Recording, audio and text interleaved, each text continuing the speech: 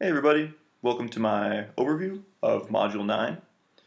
I hope everyone had a great weekend, and I hope everyone's gearing up for kind of a regular week for us. As far as the content for this week, we're going to be doing a discussion like we did last week, and we have a workbook that's due on Friday. And that's pretty much it. As far as next week goes, though, we're going to start talking about the poster project that you guys are going to be doing in the second half of the semester. It's kind of your capstone project for the class. It's a good project. It gives you a lot of space for creativity, and I'll be excited to look at those when they're done. But don't worry, they're not due until I think early December, so it's not like you missed anything. But next week we'll talk about that. But for this week, 2 weeks ago we talked about the origins of agriculture. Last week we talked about agency and identity. And this week, kind of a culmination of these things, we're going to be talking about states and complex societies and how people in the past were able to basically feed everybody in these massive complex societies. Because no longer are we talking about roving nomadic bands of hunter-gatherers or even small settlements of farmers. We're talking about some of the classical civilizations, Mesopotamia, Egypt. We're going to be talking about the Khmer civilization that made Angkor Wat this week.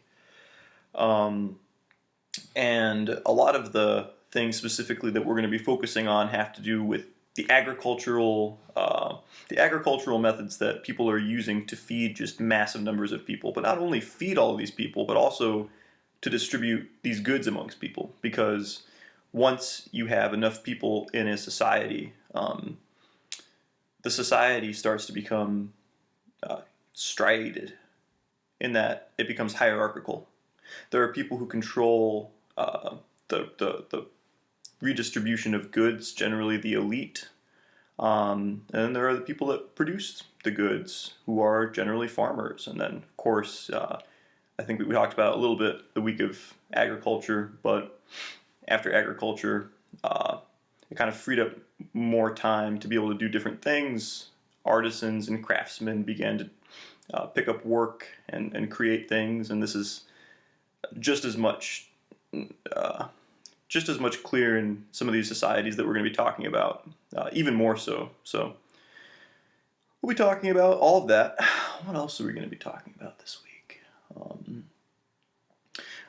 Beyond talking about the ways that the people of the past fed their cities, we're going to also be looking at some of the environmental impacts of these things. Because once again, this is a class that's an introduction to archaeology, but it's framed in the context of the Anthropocene, which is the idea that we've always been altering our world.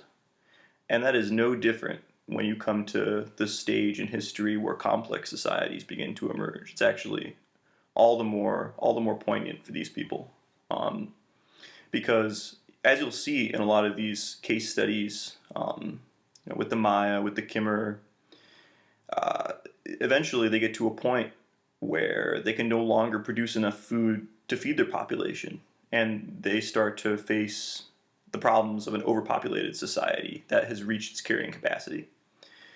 So think about these things as you do the readings for this week, and I urge you to also think about these things as they relate to our society today, and maybe bring those out in your discussion prompts.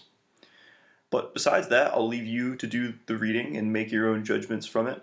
That's, I think, the main source for this week. Oh man, I'm racking my mind. There might be a video too. Make sure you check the readings tab just to make sure.